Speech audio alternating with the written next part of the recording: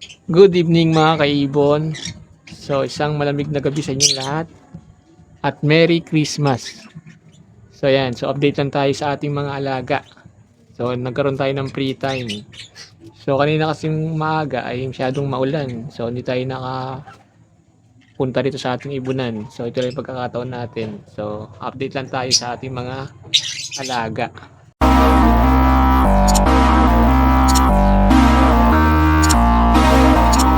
So yan yung ating mga alaga ngayon sa plate cage natin. So apat na lang yung nasa plate cage natin dito. So yung mga inlines natin na narito. So yun. So yung nag-iisa dito mga kaibon, ito yung ating Opa Split Ino. Ito yung handpid natin dati. Ayan. So alis wala pa tayo ngayon. Itong ito yung bakante. So lalagay natin dito yung ating pababang paakay. So meron nga tayo itong paakay dito na tatlo. So yan. So napansin ko bumababa na sila. So malapit na rin natin silang i-harvest. So sulitin natin yung ating pababa. So meron tayo itong tatlo na green pastel opa possible split ino. So walang visual ngayon na nilabas yung kanilang parents. So yan yung parents nila. So yan yung naglabas nung nakaraan ng yellow bull opa split possible split ino, saka yung crimino na opaline. So visual. So ngayon wala silang nilabas. So ang nilabas nila ngayon ay puro green pastel. So silipin natin mga kaibon. So yan. So meron tayo rito tatlong green pastel opa possible split ino. So yan. So bumababa na rin sila. So hintayin na lang natin siguro mga ilang araw.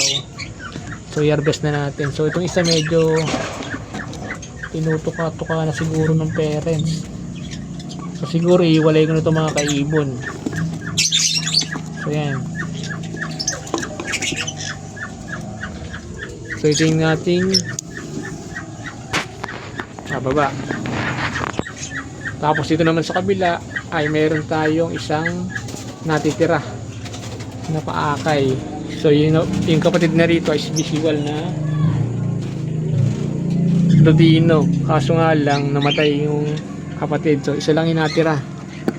So silipin na natin. So yung para sa natin nga pala rito mga kaibon ay sex link. So kung magpapalain to, ito ay hen na. So ang itong para sa natin mga kaibon, ito ay isang yellow bull opa split ino. Yan. Ang kapares niya dito ay Lutino normal hen. Okay mga kaibon. So yan yung ating hen na Lutino. So merong isang akay silang dito na yellow bull. So yellow bull mga kaibon. So pag nag-opa to, ito ay sex link hen. Pag naman non-visual o hindi siya opa, ito ay split opa split ino. So ayan. So opa split ino rin siya mga kaibon, kaso hen. Pero kung hindi mag-opa, split opa siya. So sex link cock. So yan yung ating pababang paakay.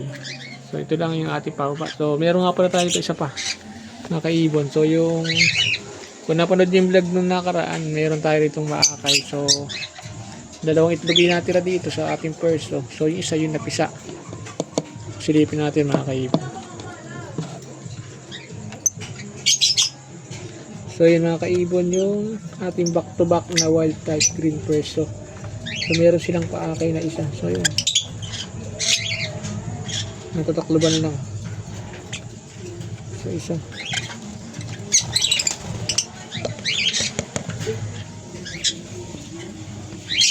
So yun. So meron tayo isa. So yun. So mukhang nag-i-splay leg pa yata mga kaibon.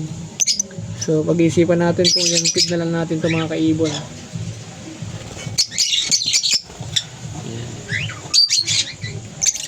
Tapos yung mga breeder natin. So ayan yung ating back to back na. Ito back to back natin Lutino Opaline na split sa curve. Ayan. So bali may nakausap na ako mga kaibon. So meron tayong magiging swapping. Ayan, makakaswap natin to. Suswap natin to sa nakalala natin na mag-ibon din. So ito yung back to back na Lutino Opaline split or blue. So yan ay DNA na. Isang DNA cock sa isang DNA hen. So ayan. So mature na pareha. So yung isa riyan proven na yan. Proven hen. Tapos dito mga kaibon yung mga project natin na Ino. So yung project natin Ino rito. So ito inantay natin mga kaibon na mag-breed. Ayan, nasa pala. So yun, nasa loob. Ayan. Project ano yan, Lutino Opaline, Limino Opaline. Tapos yung pinagpapares natin dito. So ito yung ating proven na cock. Split Opa, split Ino. Ayan. Na pastel for blue. So ibabangga natin sa rito sa ating albino na proven hen. So yan. Para makapag-produce tayo ng Limino Opaline. So yan. So medyo matagal lang talaga ayaw mag-band sila. Yan. So yan lang natin mga kaibon. Tapos sa baba meron din tayo ditong project din dito mga kaibon. Ayan. Isang green saka ayan, green Opa, split Ino at albino na albino. So akala ko dito mga kaibon. Ayan, so napansin ko yan. Ang tingin ko talaga dito nung una, ang cock dito, itong green. Yan, green yung tingin kong cock yan. So bali itong albino galing lang natin kay Sir Rodolfo Buban. So possible 6 Opa siya kung mag-cock. So napansin ko kanina nag-mate sila. So ang nakapatong dito ay yung albino. So ang pagkakaalam ko talaga ang cock dito yung green. So napansin ko yung albino nakapatong kanina. So ayan. Ito kasing green gen, anak yan ng back to back na Opa. So ang tatay niyan ay green Ewing Opa, split Ino. At ang nanay niya yung Lutino Opaline na hen. So split sa Ino to. So yung green na yan, so ito yung dating pinaka-ID ko. So napansin niya meron siyang rampa. So meron siyang rampa. Pero ang parents niya rin back to back na Opaline. So ito lang yung saan ako ng ibon ko nagkaganda. So yan, kung makapansin niyo mga kaibon, meron siyang rampa sa kanyang buntot. Pero Opaline yung kanyang parents back to back. So ngayon lang ako naka-experience ng ganitong ibon na back to back yung parents, pero yung naging anak nila mayroong rampa. So kung iba siguro yung mag-a-ID nito, so sasabihin ay negative sa Opaline. Ito yung rampa. So ito yung antay natin mga kaibon. So medyo matagal-tagal na rito nakasalang. So akala ko talaga itong ano. So yun nga yung ating additional na project Ino Opa. So ito lang sabi kabilang side mga kaibon, yung ating mga tail. So yan. So yung mga tail natin dito mga kaibon ay pare-pare cock. So yan. So akala ko itong isang tail natin dito ay hen na, yung pearl, white face pearl. So ito napalit natin lang ito kay Sir Romel Anyain. So ayan, napalit natin. So napansin ko maiingay na rin siya. So tingin ko cock na rin to. So ayan, tatlong cock inarto natin. So isang albino, isang white face pearl, saka isang CS Emerald din, cock. Nagaling naman kay Sir MJ Arabic. So hanapan natin to ng kapares. yung ating emerald. So yan, yung mga parasan natin dito, mga Ino-Opa. Tapos ito sa baba naman, meron din tayong Opa Field Project, kaso alam di pa tayo nakapagpabuga dito mga kaibon. So ayan, nag-itlog sila nakakaraan, so wala naman napisa. Tapos ngayon, mayroon sila uling itlog.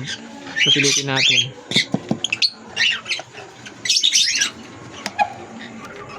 So ayan mga kaibon, meron na silang tatlong itlog. So ayan, yung ating project na Opa Pail. So yung kak dito ay split Opa. Yung pail na yan, parang blue pail. Tapos yung isa naman ay blue Opa Pail. So hindi pa tayo nakakabuhay. So meron pala silang 4 na itlog.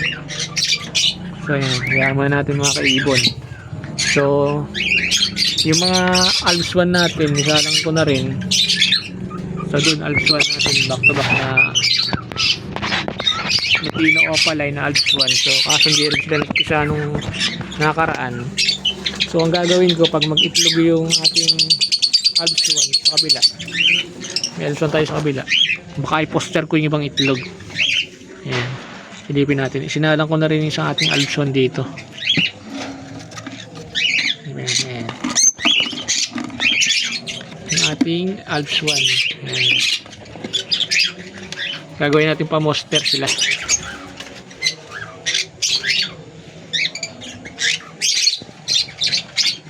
Ating isang pair dito ay Project Opa Pail din. Ay, Project Opa Pail. So yan yung ating alaga. Tapos yung ating GCC mga kaibon. Ito GCC natin. Yan, GCC natin. So itong isa napalit natin, ito lang, ito napalit natin to DNA tag. Kasi itong isa meron din, napalit din natin. So ungender itong isa, so hindi natin sigurado kung hen. Pero nakita ko naman nagpapapatos siya. So yan, so hindi natin na-idea na ito mga kaibon. So ito lang natin. So tingin ko naman mukhang hen naman to. Ayan. Tapos yung tumaba, yung ating Indian ringneck. So ayan mga kaibon, meron tayong Indian ringneck dito. Napanood yung last vlog natin ng nakaraan. So ayan. Ayan. Ayan. Yung Indian ring natin, hen at kak na yung mga kaibon. So medyo minamalat na ako mga kaibon. So ito blue, napalit din natin ito mga kaibon. So ang maganda lang mga kaibon dito, so napapansin ko naglalapit na sila kada gabi. So dito sila pumapesto pagka yung gabi. Pag araw magkagalit, so nagtutukaan. So medyo bata pa kasi itong blue mga kaibon. Blue, so itay na natin na gumulang. So importante ay pag-upgrade tayo kahit paano sa medium. So yan, dati pangarap natin ng mga ganitong ibon. So dahil nga sa ating mga alaga rin, so ayan, sa mga Lutino Opaline natin, ay palit natin to ng mga medium. So upgrade lang tayo mga kaibon. Ayan, so ayan yung mga alaga natin. So siguro baka ilang araw na lang harvesting ko na ito natin. Harvest na, tapos ilipat natin doon sa kulungan. Ayan. Tapos yung sa labas natin, meron tayong isang pares na tail. Ito nasa labas mga kaibon. Yung tail natin. So, isang pares. Yung baba natin, wala na tayong nakakulong dahil nga nakakula yung mga alaga natin na doon. Dito nga pala sa kabilang side, mayroon din tayong may salang. So yung mga kaibon, yung ating project na Opa Pail. So yan. So bali nag-itlog na dati sa akin. So kaso nga lang namatay yung akay nila. So pinagpahinga natin kasi nga yung kulungan ginamit natin. So ngayon sinalang ulit natin mga kaibon. So project Opa Pail. So yan. para may nagkaroon naman laman yung ating flight cage. So, yung flight cage, 4 na lang yung laman natin.